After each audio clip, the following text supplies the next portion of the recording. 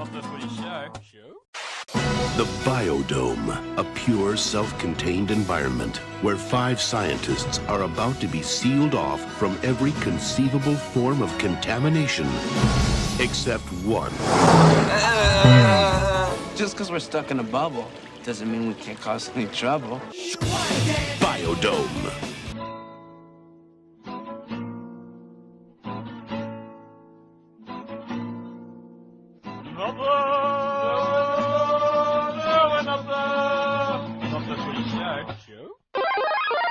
G'day everybody, welcome to episode 207 of Not the Footy Show. Warrick Nicolson here, isolating well away from the man himself, Mr. Robb Cox over there in Camden. How are you, buddy? Oh, drinking on camera. That's classy. You look casual, Mr. Cox.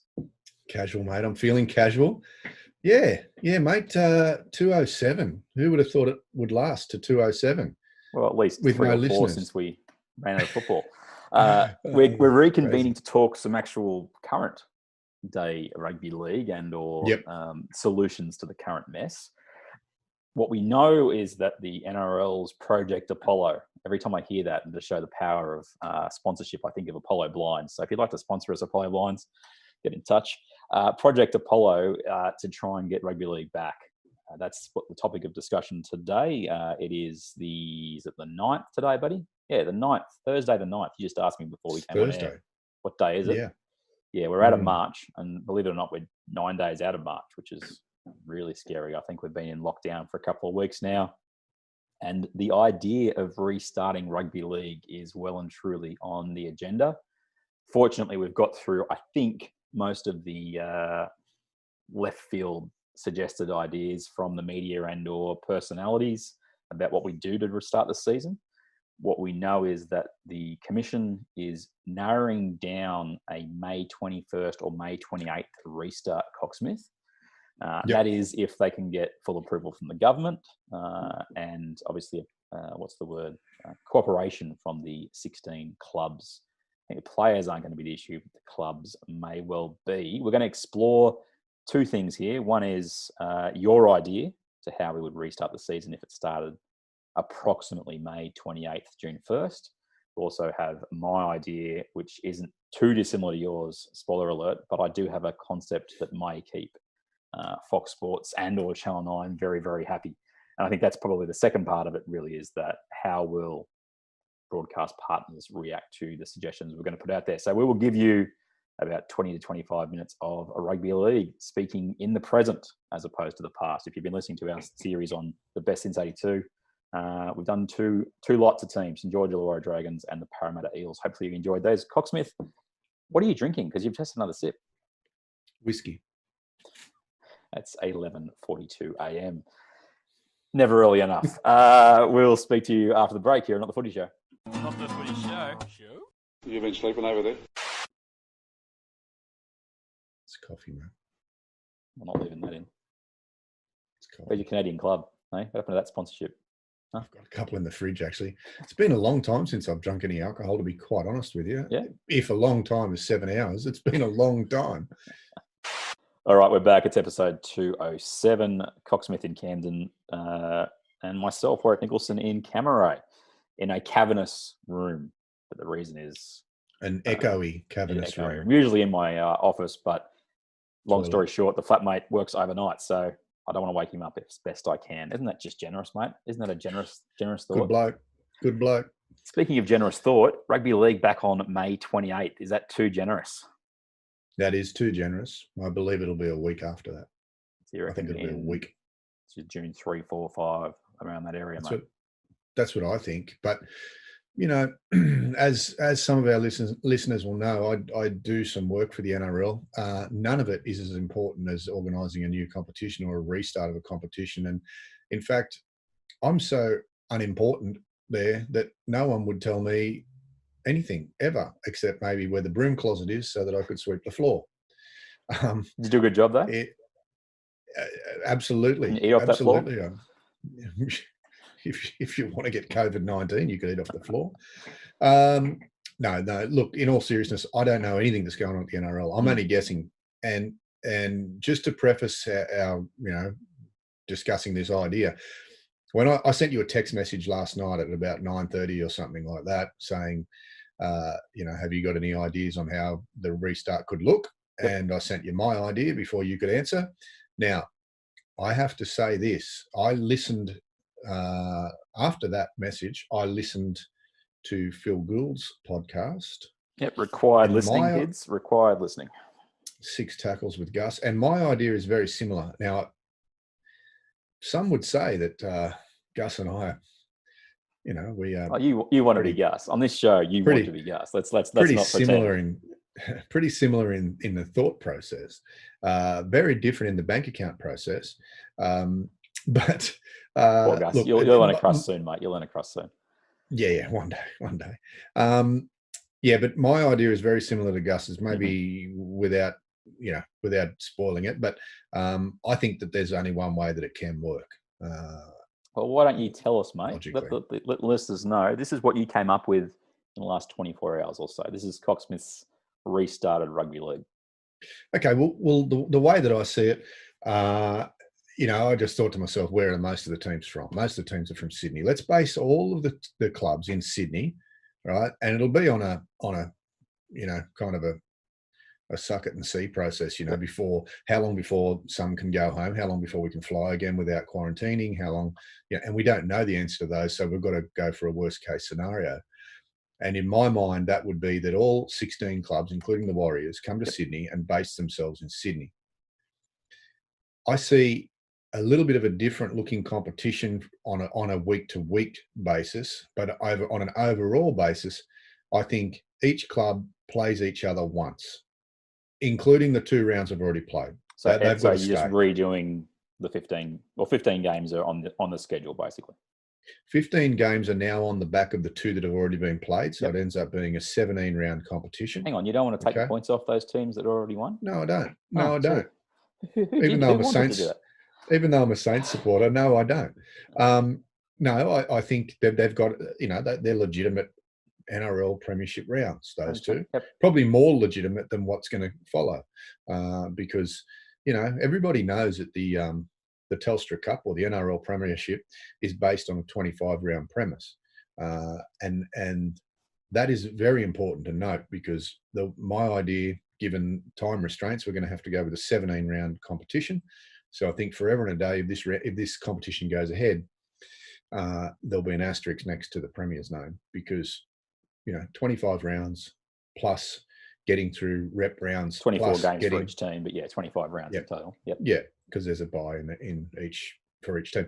Anyway, the way that it'd look is 17 rounds altogether from June 1 or whatever the day is, the 3rd or 4th, whatever the Thursday is that falls after that. And I'll tell you why I say Thursday in a moment. Each team plays each other once. Okay. I think that they should go with 8 rounds to begin with, and then cut off for a 4-week break into rep rounds. Okay. So how would the rep rounds work? You've got 4 weeks. How would you run it? Yeah. Well, I would run everything. There's a couple of little things in my mind that say, how's that going to work? But I think 3 rounds of State of Origin. Okay. So what, Saturday, Friday, Sunday? When would you play them? Yeah, I think you've got to spread them out by about 10 days each. Okay. So a 9-day break between each one. Okay. And you can do the math on that. If you start one on a Friday night, then the next one will be a Monday night or what. Let's do it however it works. It could be a Friday. But use 4-week block for it. 4-week block for it. But in between that as well, we have a couple of Pacific Island tests to get some international football done, and maybe a women's State of Origin as well, even though they haven't played any games. I think they played 1 round, actually. So that then gives us, and then we kick off the competition again after those 4 weeks, and we play the final, 7 rounds. Okay. And then into a regular final series. Top 8, sorry. Across, was it 5 weeks? 4 weeks, whatever it is. And November, what did I write? November 8 is where you forecast the grand final landing. November 8 grand final. Okay. That gives us a 30% less competition. So on the face, players take a 30% pay cut rather than 72, which I would have thought is a better thing, especially when some of them are only on 100 grand. That's a fair bit to lose 72% of, but maybe a little bit more palatable to only take 30% pay cut. Okay. Now there's a couple of logistic things here that I see should work. That all the games should only be played at four grounds. Okay. Double headers on a Thursday, Friday, Saturday, and Sunday. What that does is it keeps everyone pretty close, but it just means that they don't have to travel to stadiums unknown. Yep. I propose that the 4 stadiums should be Penrith, Bankwest, ANZ, and Jubilee, which basically draws a straight line from west to east or east to west, whichever way you want to look at, across Sydney. Why not Leichhardt? Would you play Leichhardt instead of ANZ? Well, you could. Yeah, you could. I mean, I guess it just depends on the dollar deal. What's it going to cost to get an ANZ empty? No cleaning involved, no anything. All of these stadiums should cost the same when there's no crowd, just merely because of all you're going to be up for is lighting. So, if you could do it at Leichhardt, then great, do it at Leichhardt. But double headers on each day. So on a Thursday night, 6 p.m. start, 8 p.m. Finish. Same. We've got to take into account we've got the Warriors. Okay. The Warriors could be specials for a 6 p.m. start on a Friday, for example. So just as you say that, the first thought that comes into mind is Channel 9 / Fox Sports won't, I don't think, want to have double headers on both the Thursday and the Friday. Like, I know we have the Friday at the moment. That's kind of like almost a way to appease Fox Sports losing Monday Night Football. That's why that happened. I don't think they'll agree to double headers on that Thursday. They may agree to on the Friday, but the reason for that is from a ratings point of view, they will want another day of football. They'll want Channel 9 will want Saturday night. They'll want a game on Saturday night. So, and I don't think Fox will want to give up the 2 games exclusively, but they sometimes have 3 on the Saturday. So I can't see there being a double header on the Thursday. I'm only thinking of how the broadcast partner, who's the one that we're effectively trying to appease here from an NRL point of view, because that's where the money comes from. I agree with you. Double header makes sense from a logistics standpoint. Logistically, a couple of things. Logistically, I'm just looking at this, and then obviously, this very pie in the sky idea of mine is up for negotiation. But I'm just looking at it from the point of view that the grounds, and the cost of getting people to grounds and stuff like that. I know it's only a bus and here, but we need to go into trim mode here. We need to be able to trim costs. When players are going to lose 30%, then we have to cut 30% of costs as well to keep all of this under control. Because if you don't keep the costs under control, then someone else is going to have to lose more than 30%. Yeah. That's just straight up and grounds, I don't think, are going to be much good for more than 2 games a week, or 2 NRL games a week. You might be able to get a ground that's a bit better or newer and like something like Bankwest that could probably handle 3 games a week. But I think it's really important. I think it's really important to keep everything nice and close. The other part of it is, I think all players, in the meantime, before we get a vaccine or whatever it is for this COVID-19, I think all players should be tested twice a week. Yep. They should be tested on game day morning before the game. And they should be tested 4 days into their training cycle. That is, if we can, I don't know the turnaround time for something like that. It may require. Yeah, well, I think the new ones are going to be 4 hours. Okay. So that way you get tested first thing in the morning, which I understand isn't the most pleasant experience in the world. The way they do it, or the way they've been doing it to date, has been the cotton bud up the nose. And according to Andrew Webster from the Sydney Morning Herald, it feels like somebody's drilling something into your brain. But they're talking about a pinprick blood test coming up, a little bit like a diabetes kind of a blood test, which should be able to give a result within 4 hours.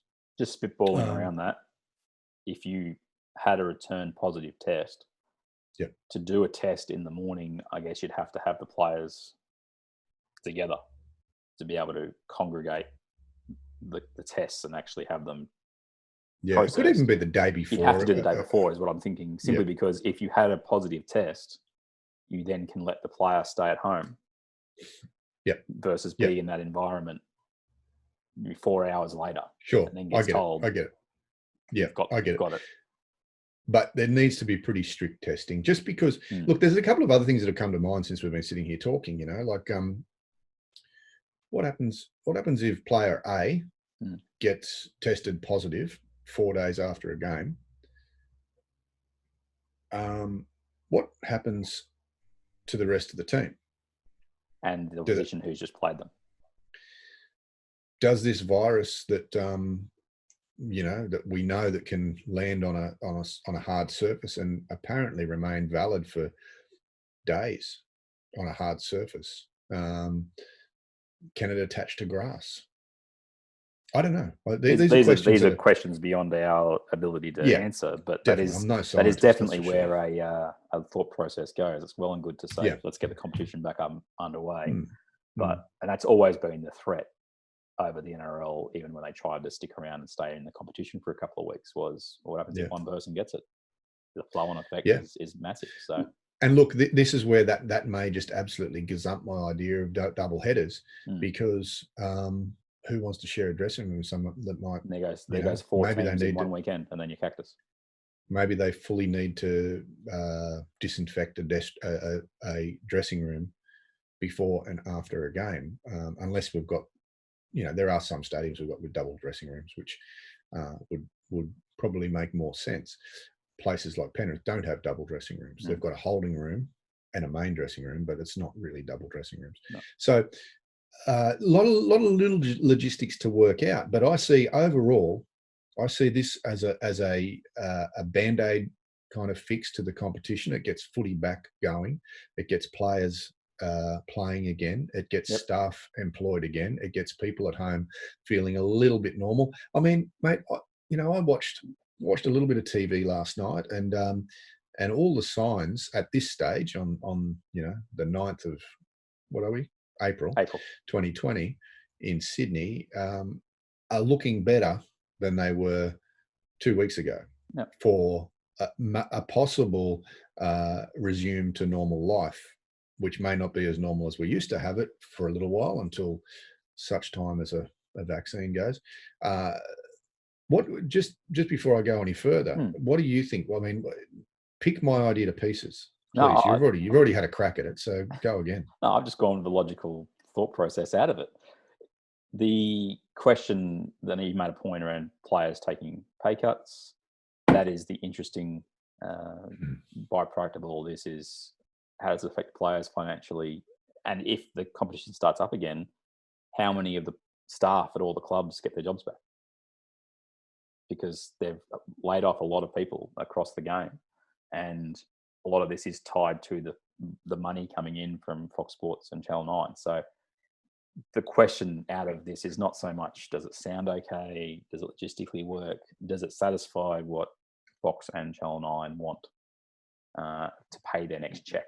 Effectively is the question. I don't disagree with most of what you're saying. I think it's sound. The only probably place I'll rebel is Origin over 4 weeks. I just cannot see Fox Sports and Channel 9 being happy with one big game over for once every 3 games in 4 weeks. When you've lost as much football they've already lost, I can't see them agreeing to that. What do you think they'll propose? I'll give you my idea in a second, but I just wanted to say that's probably the only thing that I'd say doesn't fit from a broadcast point of view in your idea. November 8th grand final, I think, is a little bit late if you have any idea of possibly playing some test football at the end of the year, which I think the broadcasters will want. They'll want a kangaroo tour if it's possible under the travel laws. They'll want a Pacific Nations or Pacific Cup at the end of the year. Do they play a nines of some description? I'll reveal what my idea is in regards to that shortly. But I think you've hit the nail on the head in regards to, I think every team has to play each other once. And I'm all for that. Just to give you my idea, if we start on the 28th of May, I think you've got regular season that's between 16 and 18 weeks, I think, is what we have ahead of us. I don't think we'll have any more than that. I don't see us going into November if we start in late May, early June. I think you're going to have either 13 or 15 more regular season rounds. Now, if it's 13, that means every team will play each other once, including the first 2 games of the season. And by that, I mean 13. So it's a 15-game season or a 17-game season. If you go 15, that does push your finals into starting in late September as opposed to mid-September. And what I would do with Origin is I would bring us back to playing Origin in the weekend between 2 round games. So instead of there being a thing for Channel 9 where over a month they've got 3 games, they've only got a Summit 1 game on 1 weekend 3 times. But it's in between 2 rugby league rounds. So what you're saying is on the weekend that the Origin plays, there's no other games? You can play your Pacific Cup if you'd like. I don't think it'll happen because the logistics just involved in that. Probably too weird pulling players from different clubs. Origin, you make that exception. So I would have you play Origin 1 between rounds 7 and 8. You then play Origin 2 between rounds 8 and 9. And then you play Origin 3 between rounds 10 and 11. And the reason you have that extra break, but that pushes those 3 rounds into 6 weeks. But you have in between, you have Origin games, regular season. I understand games. that. So what you're doing with Channel 9 and Fox Sports is you're satisfying their thirst for regular football, regular NRL, versus going on this island, so to speak. That's the buzzword at the moment. Do you think, we'll get back to, I know you've got more ideas, but do you think that given that you're going to ask 7 teams to come to Sydney, that 3 or 4 weeks of Origin couldn't be used as a sweetener for those teams so they can go home and see their family and friends? How fair is that on the Origin players, I guess, is the byproduct of that? How much they get a game? 30 grand each. I don't know. I mean, look, I know that there's been a player this morning or yesterday come out and say, we don't want to go to Sydney. And I understand that. If you're a football player, I understand you don't want to be a fly-in, fly-out worker. Otherwise, you probably would have chosen to be a miner or something like that. But these are the times that we're in are pretty extraordinary. And, we're not exactly asking him to cut his arm off or be a lab dummy for COVID-19. What we're asking is to I guess, to restart the season and get through this season so that all of these people in the bubble of rugby league, as well as the people outside the bubble that like to look into the bubble, are satisfied with a product or are satisfied with we're not just restarting rugby league, mate. We're restarting the rugby league economy, which is a big part of the other economy, which is the one we live in. And that's probably the area where, and you're referring to Cameron Smith's comments yesterday. Essentially, just to quote him, he said, to ask players to be away from their families for an extended period of time would be extremely difficult. It's not what we do for a living. We're footballers, Smith told the Sydney Morning Herald. We're not workers who fly in, fly out. We're not away for extended periods of time from our families. I understand these are extraordinary times, but where do we draw the line about what is important and what's not?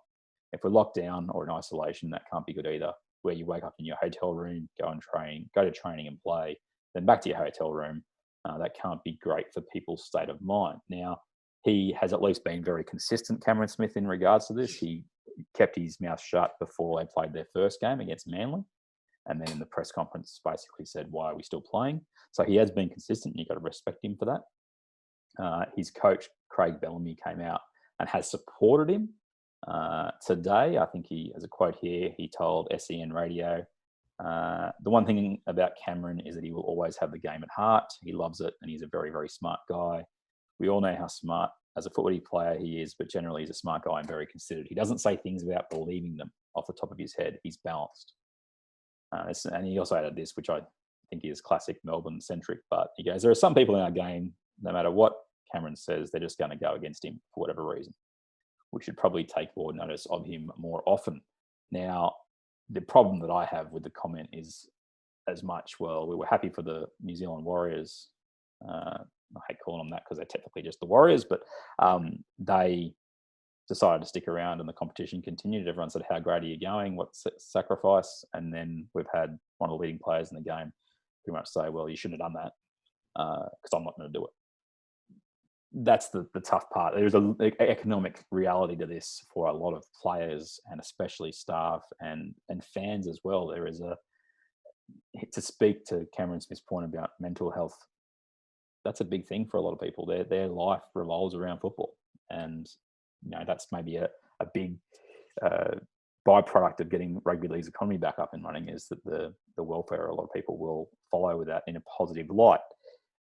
To get back to where I was talking about Origin, I guess the point I'm trying to get around is if you satisfy the Channel 9 and the Fox Sports in regards to having regular NRL, you've then got to ask a bit of a sacrifice from the players. But the way that I would set up Origin is it would be played every Saturday night. So the players coming off the end of the NRL round would have 5 days to prepare for game one. If they play on the Sunday, then they would have at least 4 days recovery before the next NRL game. So not every player is going to back up, but you're giving them as big a gap between the game, the Origin game and the NRL game as possible under this current environment. Yes, we would prefer to give them a full week off. We'd have a 9 or 10 day Origin camp. We'd love to play it on Wednesday night, but the fact is, if you're going to try and get Origin in amongst the season as opposed to the end, I think this is the only way you can do it without going to the extreme, which is what we grew up with, which was Origin on Wednesday and you play a game the next night, or you play a game, 2 days later. That would then take us through to a 6 or 8 week period of the run into the finals, which I think we will need the focus back on NRL towards the back end of the year. And what is interesting about that 6 to 8 week period is, where are we at with the lockout rules? Is this where we're able to start bringing fans back into the game? I think that would be a massive financial bonus for the game to be able to bring in players for that. And the question out of Origin, Foxsmith, is Origin without fans, rugby league NRL wise, is one thing, but Origin without fans, is that going to work? Let me go with Cameron Smith for the moment, mate. Sorry, mate. Look, I think it's up to Cameron whether he plays or not. I don't think it's up to the competition to stop the competition because Cameron Smith doesn't want to play. Yep. That's what I think. Yep. Cameron Smith's a legend of the game. Maybe never ever seen a better player than him. Probably won't see a better player than him in a lot of years. But I don't know if we can hold up because Cameron doesn't want to leave Melbourne. With all due respect to him, and he's earned a lot of respect. Yep. And I think Craig Bellamy's correct. We should listen to Cameron a little more. I think he's pretty well considered, and I think he's got his opinions, but they're just that, they're opinions. And I don't know if the game hasn't had a history of holding things up because of one player. We know that no player is bigger than the game, but we should listen to all the players' sentiments and thoughts. And I believe Cameron's earned he's earned enough points on the board to be listened to at the very least. In saying that, I think the competition should go ahead, and I think we can't be having players fly in and fly out because that's a fly in, fly out worker. Yep. And unfortunately, at the moment, there's a global pandemic, and there's a reason why a lot of us don't have work at the moment is because we have to fly places and things like that. Can't go there. So that's my thoughts on what Cameron's saying. I'm not saying that it's a perfect world, because at the moment it's not. And I guess it just depends on what you want to do. There's someone who's probably very different in his career path, or he's where he is in his career right now, would be someone like Reed Marnie, from Parramatta. He'd probably want to play. He's got a broken foot at the moment, but if he could play today, he would probably want to play. Yeah, definitely life stage. Cameron Smith at a very different life stage than sure. So Cameron's played. How many games has he played now? 7,321. So he's played a lot of football, and it's probably not the same to him as it would be to a young guy coming in. But he has to be obviously listened to and considered. But yeah, anyway, we'll leave that. Going into Origin, I'm more than happy with going across 3 weeks and playing every Saturday night. You know, I know that you've got another idea in your head there that you want to talk about as far as probably filler games. You're probably thinking of an AMCO Cup style. No, not quite that What are you exciting. thinking of? But yeah, the Origin thing, as I said, if you split, I still use the 4-week principle you've used, but I just put a NRL round in to the back end of that.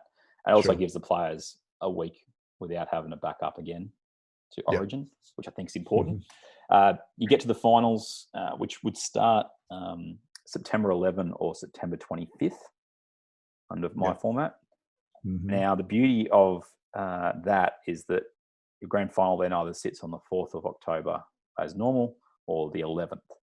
And that's the long weekend. No, that's which one's the long weekend? The 4th, first I think, weekend is the long weekend. Yeah, that's currently where the next weekend is Bathurst. So you're not that far out, unless my maths is just horrendous, which it is. You're not that far out from the normal run of things. But what I would try and do to placate the Fox Sports and Channel 9 behemoth is on that long weekend, if the grand final was October 11, I would actually introduce a nines competition for the 8 teams that missed the finals and 4 invitational teams. 4 invitational teams would be Papua New Guinea, which basically are playing in the Queensland Cup at the moment. Fiji, which was supposed to be introduced into a New South Wales competition this year. And I would also ask New South Wales to build a New South Wales Cup squad and Queensland Rugby League to build a Queensland Cup squad, because at the moment they're not happening. The rest of this year, those competitions are cactus. So I would say pick an all-stars, and that means reserve grade players aren't running around, and there is enough players that you could put something together. And I would go back to the old Nissan Sevens format, even though it's nines, and you would play 2 games. So you'll play your either elimination semi-finals or preliminary finals on the long weekends, Friday and Saturday. Okay, so the NRL still is at the forefront of everything for those 2 days. But then on the Sunday and the Monday, which is the long weekend in New South Wales, you would have, on the Sunday, you would have each team play each other. They'll have 4 pools of 3. You play your 2 opposition teams in those 2 pool games, and you come back on the Monday and you play in effectively the Cup, Plate, and Bowl semi-final and final. So every team has at least 3 games. Run over how many weeks? No, it's just 2 days. Oh, okay. So it sits on the long weekend. So you've got your NRL game on the Friday and the Saturday, and then on the Saturday and the Sunday you play a TV product, basically, the nines, to try and give those 2 networks something back that you've lost over the course of this area. You also keep the players who, after 15 weeks of extra football, still a lot of football, but it's something that they can offer. It involves the bottom 8 teams. They can play whoever they want. If they don't want to play their great players, then so be it. But I think you create something that they're going to be crying out for. And if by that stage we have the potential of crowds being back allowed at events, that's a big filler. That's the key point, isn't it, here, about the crowds? I wonder at what stage, if any stage, this season, if spectators will be allowed back into a ground, and if they do come back into the ground, will it be business as usual, or will it be some kind of social distancing? I wonder. What Origin at some like. teams' home games, that's usually not too hard. Roosters. I wonder what it'd be. What it'd be like at an Origin with no crowd. Well, that's my question to you before. Was I don't think it will work the same way. You'd have to play it you couldn't play it like. That's the question. Do you go back to Adelaide if the restrictions aren't the same as they are now? Do you play it just in Adelaide? No, you don't. No, you don't. Then where do you play the games? Because do you give one team 2 home games? Do you are they all played in New South Wales? Is that considered fair? Would the Queensland Rugby League agree to playing every game in New South Wales? Well, they'd be stupid not to, because if there's no crowd, there's no advantage. No crowd, no advantage. You know Queenslanders. How do they get an advantage? They'll all be here anyway. It's all about perception, mate. All about perception. they can drape some maroon, curtains around the field like they virtual do. signage again. Yeah. I really don't think if there isn't a crowd, I don't think there is an advantage. Mm-hmm. The weather is very similar on a night in Queensland. It might be 2 or 3 degrees warmer in Queensland on a night. I've done a lot of Origin games over the years, and there's no difference except for the crowd and who they're supporting. That's really the only difference. And if there is no crowd, and I suggest there probably wouldn't be, if we're looking at, ANZ Stadium holds 85,000 people. I don't think you want that kind of group of people getting together, especially, you know what I'm saying? Like, Yeah, 100%. especially right now when there's no vaccine and no clear-cut cure for COVID-19 other than time and a ventilator maybe. I think, Origin has to happen this year for the TV audience. And if footy happens, Origin has to happen. And I think it has to be held at a stadium.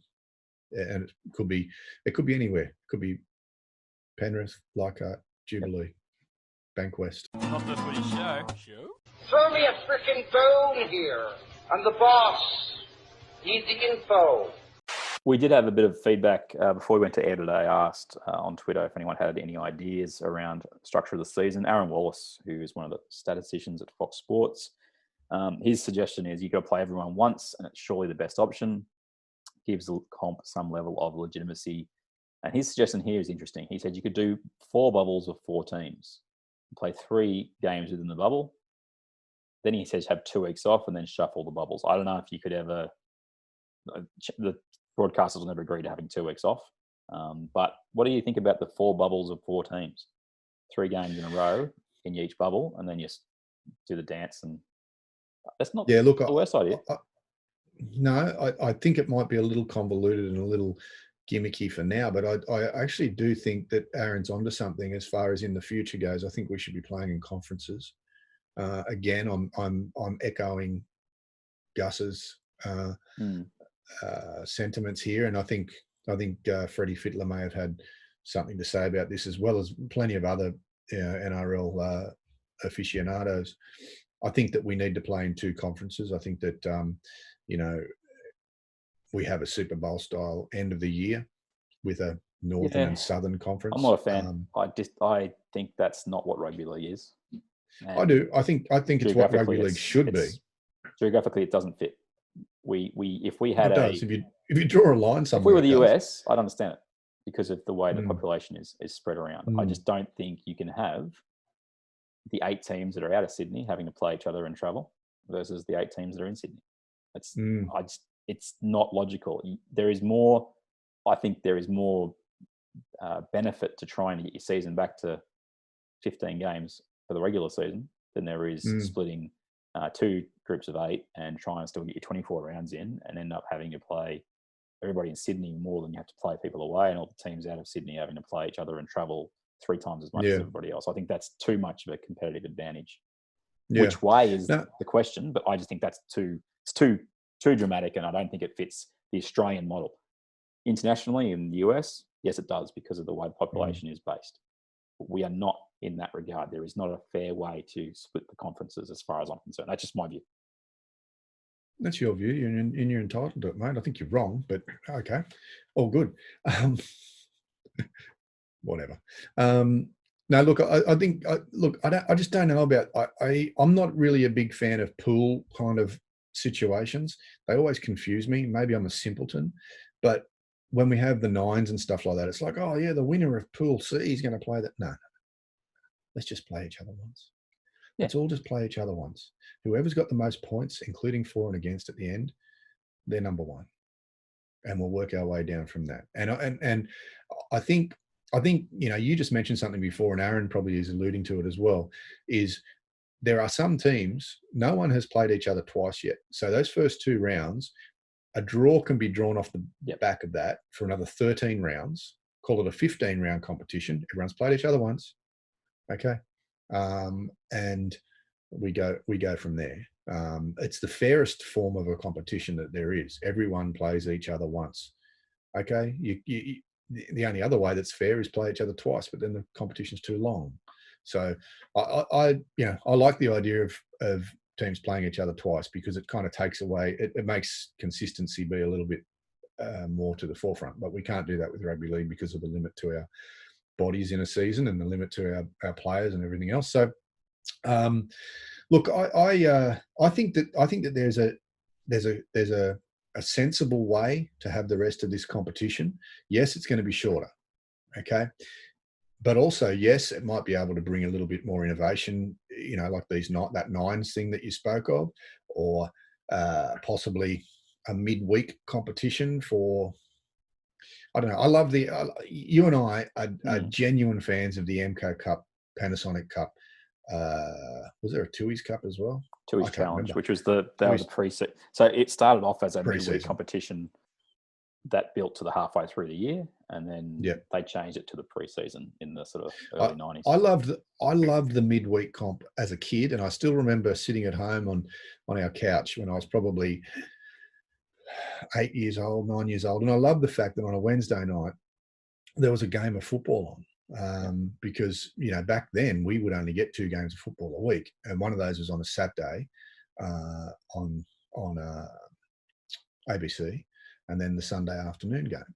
So I love midweek football. I really do, and I think it's a great opportunity to even blood some younger players and bring them into a tougher competition, because that's one thing that the comp always struggles with is, or young players always struggle is the jump in level from New South Wales Cup to NRL. For many people who are sitting at the ground watching it, enjoying their hot dog before the main game, probably don't notice the difference in the intensity and stuff like that from a distance. But when you're up a little closer, you can really tell that the game's a lot faster at NRL level. There's a lot more intensity. The hits are bigger, and the hits are bigger for a longer amount of time. New South Wales Cup might come out for the first 6 or 7 minutes and be all guns ablaze, but in the NRL it's actually the first probably 15 minutes, sometimes even a little longer if spirits are high. So I think it's a really good in a midweek competition, if it's a round robin competition or whatever it is. I love that idea, and I think someone said during the week, I think it was someone, maybe it was Trent Robinson, that was quoted as saying that he hopes that the innovation committee do bring a few innovations in. I'm not saying it was Trent Robinson, by the way. I shouldn't put words in his mouth, but somebody said it, that the innovation committee should bring some things in that aren't regularly. This competition this year is going to be different from any other year we've seen, because of the brevity of it and because of where we are and what we're doing in the world. So I agree with someone else said, no bunker, just bring the third. I totally agree. No bunker. Yeah. Forget the bunker for the year. Bring the third referee, sit him in the stand, the video referee, and he presses a green or a red button. And not going to happen. Not going to happen. Well, it should happen. It should. Happen. You and I both know it should, though. We have more of a chance of them virtually refereeing the game from the bunker than them getting rid of the bunker. That's just the viewpoint. They've got 4 stations, mate. They've got to use the 4 stations. What's the block on the bunker? Tell me, is there a person that's a block on the bunker? Or is it just well, for instance, is there somebody that says we must have the bunker, or is it an NRL directive overall? It was Todd Greenberg's baby, so as long as if Todd wasn't there anymore, they won't get rid of and him. I would never ever death ride anyone, and I hope Todd stays for as long as he wants. But if one person in particular left, would they then say, okay, well, maybe we need to rethink this, because this is costing us a lot of money to have 4 blokes sit there. The only chance we have, and he has denied it again, is if young Philip Gould decided he would be NRL CEO, then you might see something like that. Quick point on Gus. Like, we know we're both big fans, but he has for a long time happily drawn opinion and comment on how the rugby league is run. We know his relationship with Peter V'landys is strong. Now, Gus is someone that I think if he got to the end of his career and was a bit older and whatever, he might look back and say, maybe I should have taken that jump. Maybe I should have put my money where my mouth was to a degree and taken the reins of rugby league. I still can't rule it out. As much as I know he's said adamantly, I'm not going to do it and I don't want to be on a committee. And something tells me that maybe down the line, and maybe as we come out of this is my sort of final point in this whole restart. And you've alluded to it with what Robinson, I think it was Robinson that you said, made the comment about, can we change things? Rugby league has a chance, and I'm not the first person to say this, won't be the last, to reset how we view our dependencies or our obligations from a lot of standpoints into 2021. What we end up with in 2020 will be what it is.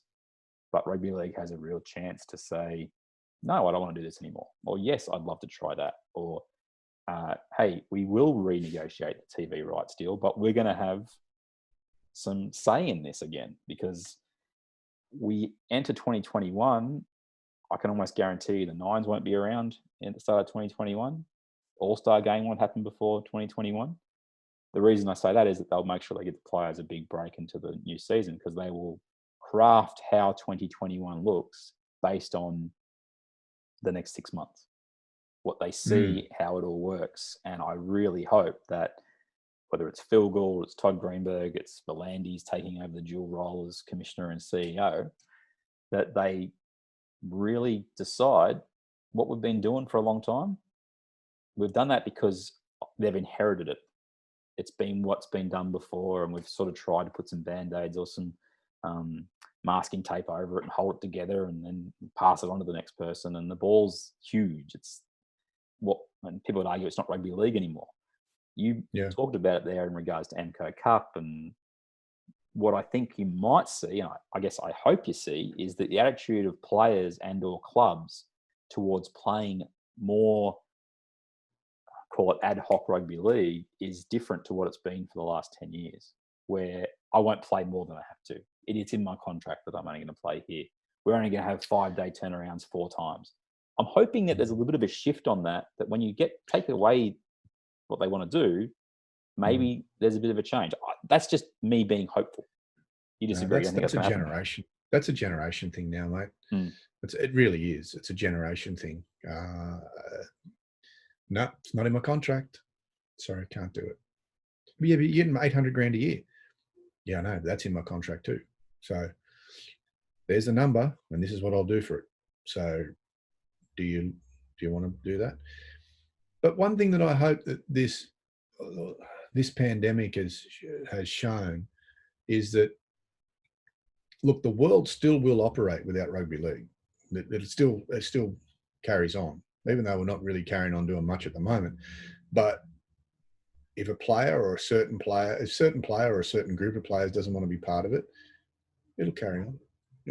I mean, I don't know. I do hope that there is a little bit of a shift. I think the players, well, it's hard to know what the players are thinking, because we're not really seeing much other than interviews with Fox at the moment about, certain things that are, doing their lists or whatever that they're doing. I do. I'm with you. I know what you're saying. I know what you're alluding to, and I do hope that there is a mind shift and a little bit more flexibility. I think the game itself could be anything if we let it. I mean, let's be honest. If we get back to playing football in the next 6 weeks, we'll be the only contact sport on TV worldwide. Isn't there Belarusian table tennis or something still happening? Not contact. Okay. Unless you haven't played table tennis like I play table tennis, mate. I tell you, when you get run around the table. Unless they start playing with hand grenades, mate. I don't know. Well, that would be interesting. I think we've got a great opportunity, and I'm not just saying that as a total kind of a capitalist to capitalize on everything that's happening or not happening in the world at the moment. But I think it's a really good opportunity to display rugby league to the world and let people decide whether they like it or not. But I do think there needs to be an element of flexibility with the players. And some would argue that that's all we do is be flexible. To that point, I'm going to leave. We'll finish the pod pretty much here. But the Broncos couldn't help themselves yesterday. Out of the discussions, it's going to come back May 28th. We're going to put everyone in Western Sydney. They couldn't help themselves. They released this news piece on their website. It was basically saying, the CEO, Paul White, saying, of course, our preference is to stay in Queensland. We have already indicated that with the ability to isolate our players, we have the ability to isolate our own players in our own facility if required. Brisbane and Queensland have a number of top-class facilities that would fit the bill if it came down to hosting multiple teams for training and playing competition games. We played a home game at Suncorp Stadium without a crowd the weekend before the season was suspended, and that was well handled by all concerned. This is the self-interest element that I don't like in rugby league. That's rugby league, mate. It is. That's rugby league. Look, if Paul White wants to play the Cowboys every week, great, do it. That's great. But it's Paul White. They can't even get a grand final. They're not going to get the competition. Hey, we haven't had a story about that for at least 2 days. Have you not seen? It's not going to happen, Paul. Not going to happen, bro. Seriously. You're either coming to Sydney to play or you're not. I just found this. And trust me, the competition will the competition will go ahead without the Broncos if that's the way they want to do it. I think it'd be a better competition. Because what this is essentially is, we'll just put this out in the media, and that way it'll sound like somebody will be on our side, and that we'll get our home little period of games. It's not required. Like, just come and play. Just come and play. We're playing. We're trying to get rugby league back on for, as we've said to start the show, to go through the show, for a number of reasons. And this is the kind of stuff that I really hope we are able to reset a bit on, because me too. You don't need to play this point scoring game. Not at all. And they did. Anyway, it's what it is. Mate, we're going to wrap because we said half an hour. It's been probably more than 6 hours. Not the footy show. Playoffs? Don't talk about it. Playoffs? You kidding me? Playoffs? I just hope we can win a game. Quick one. Have you played rugby league trivia yet? No. Have you got a question for me? I've got 2 episodes up on YouTube already, 15 questions each. They range from 1982. Is this a podcast? Have you done a podcast without me? Like every time I do a podcast without you. That's what it feels like anyway. The episode 1 and 2 are already up on YouTube, 15 questions, but each question has, you can give multiple answers to get a total score. So it's at a 42 both times. I would love to see how anyone goes. You can just get it at youtube.com/WD Nicolson, and you can get the links from the website and our Facebook account, facebook.com/NRL podcast and at NRL tweet. Love to see how your scores. The first episode, I've seen a 25, a 31, a 32, and a 27. So in that zone, out of 42 is not a bad effort. But please have a go. Actually, you will learn some rugby league history, which is kind of the point of the episode. So check them out. Cocksmith, I'd love to see how you go. I'll give you a couple of questions now just before we okay, go on. A couple of quickies. A couple of quick ones, mate. From 1982 without notice, by the way, to 1994, under the top 5 final system, name the 3 sides to win the minor premiership, but then lose both their semi-finals and miss the grand final. 3 teams?